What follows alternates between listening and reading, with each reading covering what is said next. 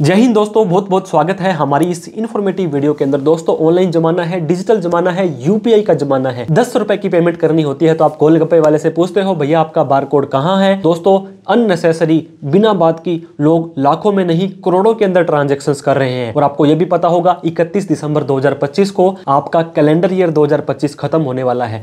तो इस साल के अंदर आपने ऑलरेडी कितनी यूपीआई की ट्रांजैक्शंस कर रखी है और कितने रुपए की ट्रांजैक्शंस करें ताकि इन फ्यूचर के अंदर income tax department, GST department, RBI, ED, न जाने कितने तरह के डिपार्टमेंट दोस्तों आपको नोटिस भेज सकते हैं। इसके बारे में आज हम इस वीडियो में विस्तार से डिस्कस करेंगे ताकि समय रहते ही आप अपने ट्रांजैक्शंस को लिमिट कर दें, आप अपने रिकॉर्ड को रखना चालू कर दें, आप अपनी आईटीआर को भरना चालू कर दें। तो हम लिमिट भी बताएंगे नोटिस आने की अगर आप ज्यादा यूपीआई का यूज करते हैं, और उसके साथ में ही आपको क्या क्या सावधानियां बरतनी है ताकि इन फ्यूचर में अगर आपको नोटिस आ भी जाता है तो उसको कैसे जस्टिफाई करना है। 2025 खत्म होने से पहले इस लिमिट को जान लेते हैं। तो दोस्तों 2025 हमारा कैलेंडर ईयर खत्म होने को है, तो क्या आप भी अननेसेसरी यूपीआई का लेन देन तो नहीं कर चुके हैं? तो उस लिमिट को जान लेना बहुत जरूरी है ताकि इन फ्यूचर में इनकम टैक्स डिपार्टमेंट से या जीएसटी डिपार्टमेंट से आपको किसी भी तरह का कोई नोटिस या प्रॉब्लम का सामना ना करना पड़े। जैसे हमने डिस्कस किया दोस्तों, यूपीआई सबसे ज्यादा पेमेंट के लिए आजकल इस्तेमाल होता है। आप फोन पे की बात करें, गूगल पे की बात करें, पेटीएम, क्रेड, अमेजोन पे, नावी, सुपर मनी, न जाने कितनी तरह की एप्लीकेशंस आ चुकी हैं। तो हम इस वीडियो के अंदर डिस्कस करेंगे सबसे पहले तो कैश ट्रांजैक्शंस और इनकम टैक्स नोटिस। दोस्तों कैश के बिना हमारी यूपीआई की ये वीडियो अधूरी है। इसके अलावा यूपीआई की लिमिट इनकम टैक्स नोटिस के लिए, यूपीआई की लिमिट जीएसटी की नोटिस के लिए, आईटीआर आपको कब भरनी पड़ेगी, टैक्स भरने की क्या लिमिट है, कितने बैंक अकाउंट आप रख सकते हैं, एफडी भी बहुत सारे लोग करवाते हैं, क्रेडिट कार्ड भी यूज करते हैं, और लास्ट के अंदर हम काफी सारे सजेशंस भी डिस्कस करेंगे। अब दोस्तों रिपोर्टिंग, अब हमने एक वीडियो में डिस्कस किया था इनकम टैक्स डिपार्टमेंट को कैसे पता चल जाता है कि आपने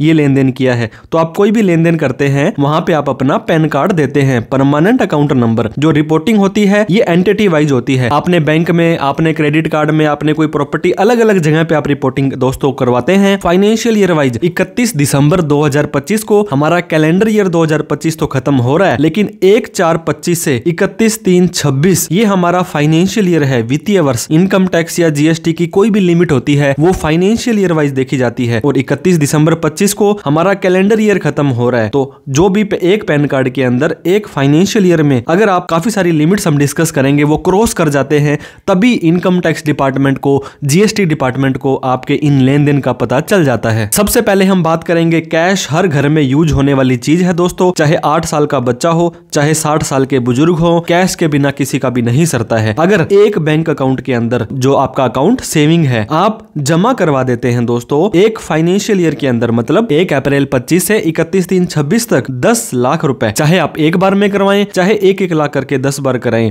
तो ये अमाउंट रिपोर्टेबल है। इसका क्या मतलब है? इनकम टैक्स ने उस बैंक वाले की जिम्मेदारी लगा दी है कि आपके पास कोई भी व्यक्ति कैश के अंदर 10 लाख से ज्यादा का डिपॉजिट करता है तो उसकी सूचना आप हमें दे दें जैसे ही आपका साल खत्म हो जाएगा। दोस्तों वैसे तो 1 लाख, 2 लाख, 5 लाख, न जाने लोग कितने लाखों लोग हैं, कितनी ट्रांजैक्शंस करते हैं, तो हर एक ट्रांजैक्शंस को वहां पे रिपोर्ट करना संभव नहीं है। तो इन्होंने ये 10 लाख रुपए की लिमिट रख दी है। मान लीजिए आप 9 लाख रुपए कैश डिपॉजिट करते हैं तो उस बैंक वाले की जिम्मेदारी नहीं है कि इनकम टैक्स वालों को आपकी सूचना दे। अब दोस्तों डिपॉजिट के साथ साथ में विड्रॉल, अगर आप कैश बैंक से जाकर के पर्ची भर के या चेक से निकाल भी लेते हैं तब भी 10 लाख से ज्यादा, मान लीजिए 9 लाख रुपए तो आपने जमा करवाया और 9 लाख रुपए नगद निकाला, तो ये रिपोर्ट इनकम टैक्स को नहीं जाएगी। दोनों में से कुछ भी चीज क्रॉस कर जाती है तो ये सूचना इनकम टैक्स को चली जाएगी। बहुत तरह के बिजनेसमैन दोस्तों करंट अकाउंट यूज करते हैं। करंट अकाउंट में डिपॉजिट जो कैश करने की लिमिट है 50 लाख रुपए है, जैसे कि सेविंग में 10 लाख है, और करंट अकाउंट के अंदर विड्रॉल करने की, निकालने की लिमिट भी दोस्तों 50 लाख रुपए है, जो कि सेविंग अकाउंट में 10 लाख रुपए है। अब हमारी वीडियो का सबसे इंपॉर्टेंट पार्ट यूपीआई। दोस्तों जैसे हमने बताया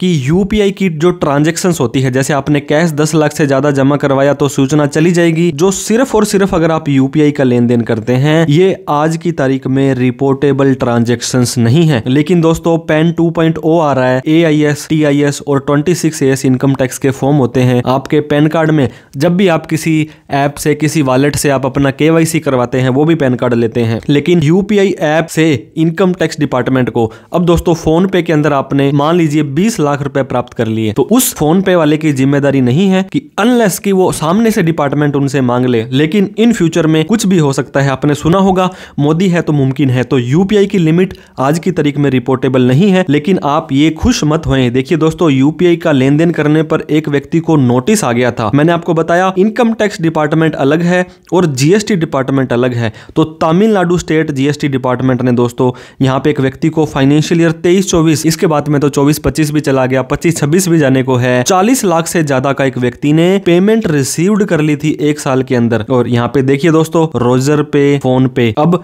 ये कहां से आया दोस्तों? Where based on the report received. इसका क्या मतलब हुआ कि जब उन्होंने फोन पे वालों ने रिपोर्ट दी तभी तो उन्हें पता लगा कि आपने आउटवर्ड सप्लाई की है। अब जीएसटी वाले तो यही मानेंगे ना कि आपने ये सेल किया है, आपकी ये सर्विस है, आपने इसके ऊपर इनकम कमाई है। तो जीएसटी की लिमिट आप सब लोगों को पता है 40 लाख से ज्यादा की अगर आप सेल करते हो, या जैसे कि हम हैं, सीए हैं, इंजीनियर है, लॉयर है, ये 20 लाख से ज्यादा की करते हैं तो उनको जीएसटी नंबर लेना पड़ जाता है। वेयर्स फर्दर एनालाइज शो करते हैं कि आपने अपने आप को तमिलनाडु जीएसटी के अंदर रजिस्टर्ड भी नहीं कर रखा है। तो आप ये मत समझें कि ये रिपोर्टेबल नहीं है तो इसकी सूचना 1 मिनट के अंदर जीएसटी वाले, इनकम टैक्स वाले मांग सकते हैं। यूपीआई दोस्तों नोटिस सर्व डायरेक्टली नहीं किया जाता है इनकम टैक्स डिपार्टमेंट का, लेकिन रिसेंटली कर्नाटका जीएसटी डिपार्टमेंट ने 13,000 छोटे दुकानदारों को, क्योंकि लोगों आपको पता है 10 रुपए के भी गोलगप्पे खाने होते हैं तो भी आप यूपीआई करते हैं, तो सामने वाला कहता है भाई साहब इतना यूपीआई मत करो, फिर वो सामने वाले आईटीआर वगैरह छोटे वेंडर होते हैं, ध्यान नहीं देते हैं। जर्नल ट्रांजैक्शंस है दोस्तों, अगर आपने किसी से उधार लिया, आपके फादर ने आपको लाख रुपए दिया तो आपको कोई दिक्कत वाली बात नहीं है। कई बार क्या होता है, आप कहीं पर गए, किसी दोस्त के लिए 10,000 रुपए का कोई सामान लेकर के आ गए और वो दोस्त आपको रिम्बर्समेंट कर रहा है तो भी कोई दिक्कत वाली बात नहीं है। आप सेविंग अकाउंट से भी ये छोटे मोटे ट्रांजैक्शंस ले सकते हैं।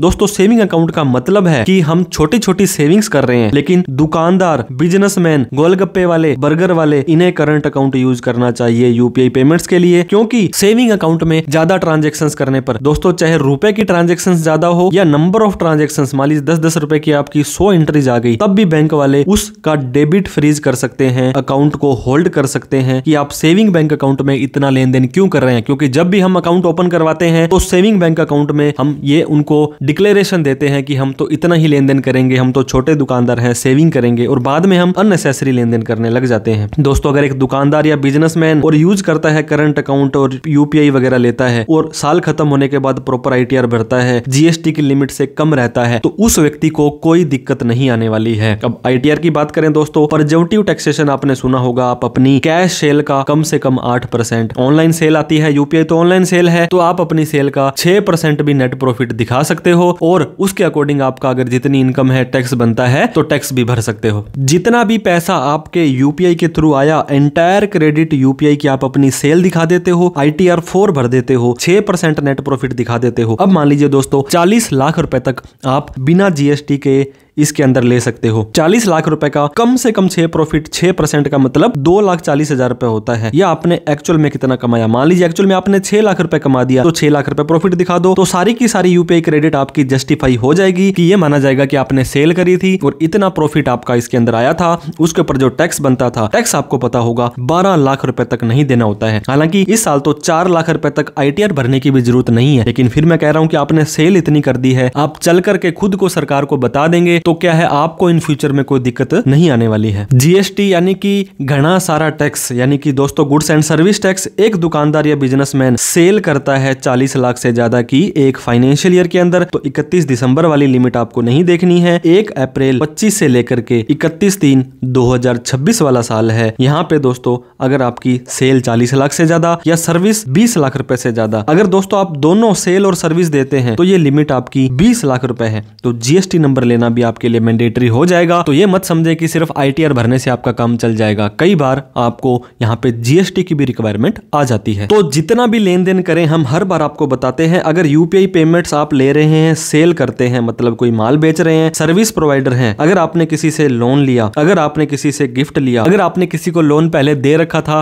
उसको आपने वापस लिया, सेल करते हो कोई प्रॉपर्टी, प्रॉपर आईटीआर भरते हो, आप अपने ट्रांजैक्शंस का रिकॉर्ड रखते हो, कोई दिक्कत वाली बात आपको नहीं है। अब दोस्तों ITR फाइलिंग मैंडेटरी हो जाएगी अगर आपकी बेसिक एग्जम्पशन लिमिट 5 तरह की इनकम एक व्यक्ति कमाता है। सैलरी की इनकम होती है जिसके अंदर पेंशन भी आ जाती है, मकान या दुकान से किराए की इनकम आ जाती है, PGBP यानी कि बिजनेस की इनकम आ जाती है। इसके अलावा capital gain, share, mutual fund या कोई प्रॉपर्टी बेची, और इन चारों में जो नहीं आती है वो अदर सोर्स में आ जाती है। इन सबको मिलाकर के 4 लाख से ज्यादा इनकम आपकी चली गई फाइनेंशियल ईयर 25-26 में, तो दोस्तों आपको ITR भरनी जरूरी है। आपका UPI 12 लाख रुपए तक भी आ जाता है, तो आपको पता होगा 12 लाख रुपए तक तो कोई टैक्स नहीं है। इस सारी की सारी 12 लाख को इनकम भी मान लेंगे ना तो भी टैक्स नहीं देना है। हालांकि मैंने आपको बताया 40 लाख तक की भी आप सेल करते हैं तो भी आपके ऊपर 8 या 6% नेट प्रॉफिट दिखाते हैं तो भी टेंशन नहीं है, लेकिन सरकार को चल करके बताना तो पड़ेगा। अब बहुत सारे लोग क्या करते हैं दोस्तों, आपके पास में एक व्यक्ति आया, मेरे पास 1 लाख रुपए कैश है, आपको मिस्टर A के अकाउंट में भेजने हैं, तो वो क्या करता है 1 लाख रुपए उसको भेजकर कैश ले लेता है और अपने अकाउंट में कैश जमा करवा देता है और उसका 100, 200, 500 जो भी अपना कमीशन ले लेता है। कोई भी पेमेंट आप किसी और के बिहाफ पे करते हैं, कैश लेकर के ऑनलाइन देना या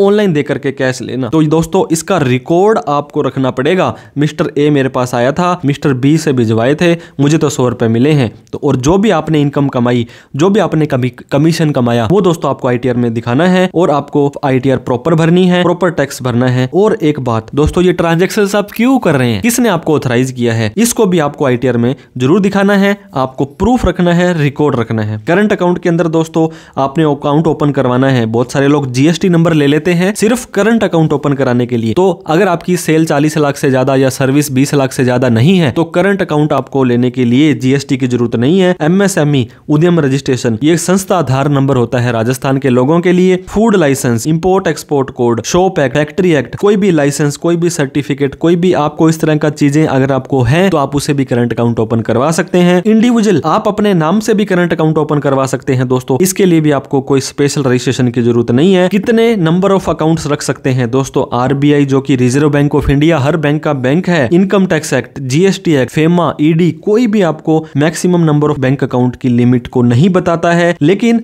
जब भी आप बैंक अकाउंट में रखेंगे तो दोस्तों हर बैंक अकाउंट के मिनिमम बैलेंस रखना पड़ेगा। SMS charges, ATM charges, cash handling charges, ये सब चार्जेस अगर आप बियर कर पाते हैं, उनके ट्रांजेक्शंस को भी मेंटेन करना पड़ेगा। तो आपको हमेशा ही एक सरकारी बैंक या एक प्राइवेट बैंक 2 अकाउंट खोल लीजिए, 3 खोल लीजिए, ज्यादा अकाउंट मेंटेन करेंगे, सभी में पैन कार्ड तो आप ही का लगा है, तो इनकम टैक्स की नजर में दोस्तों एक ही होता है और उसका जितना भी इंटरेस्ट आप प्राप्त करेंगे वो ASTS में शो हो जाएगा। तो उनको जब अकाउंट में पता लग गया कि इस व्यक्ति के पास 4 अकाउंट है तो वो आपसे मंगवा सकते हैं। एक से ज्यादा बैंक अकाउंट रखते हैं तो एक बैंक में आप डिपेंड नहीं रहते हैं। आपने देखा होगा बहुत बार कई सरकारी बैंक हैं उनका सर्वर डाउन हो जाता है और अलग अलग बैंक अलग अलग ऑफर भी देते रहते हैं। एक अकाउंट हैक हो गया, फ्रॉड हो गया, फ्रीज हो गया तो दोस्तों बाकी के बैंक अकाउंट आप यूज कर सकते हैं और इसके अलावा इन्वेस्टमेंट भी कर सकते हैं दोस्तों। और हर बैंक में आपका 5 लाख रुपए सेफ है। अगर आपने एक ही बैंक में 10 लाख रुपए लगाया और वो बैंक डूब गया तो आपको मात्र 5 लाख रुपए मिलेंगे। और वहीं पर दोस्तों अगर आपके पास में 5-5 लाख के 2 बैंक थे तो दोनों के ही दोनों पैसे सेफ रहने वाले हैं। कुछ नुकसान है, हर बैंक के चार्जेस लग जाएंगे दोस्तों, मैंने बता दिया, मिनिमम बैलेंस का, ATM का, SMS का ट्रैकिंग करनी पड़ेगी, यार मेरा पैसा उस अकाउंट में आया था या उसमें आया था, कहां आया कहां गया, इन सब चीजों को। और ITR के अंदर तो सबको दिखाना ही पड़ेगा, प्रॉपर रिकॉर्ड रखना पड़ेगा। अब दोस्तों फिक्स डिपॉजिट यानी FD एक नंबर का इन्वेस्टमेंट का टूल है दोस्तों। अगर आप पूरे साल के अंदर 50,000 से ज्यादा का ब्याज प्राप्त करते हैं, सीनियर सिटीजन 1 लाख से ज्यादा का ब्याज प्राप्त करते हैं तो 10% का TDS वो बैंक वाले काट लेंगे और आपका इनकम टैक्स को सूचना चली जाएगी। लेकिन आजकल तो दोस्तों मान लीजिए आपको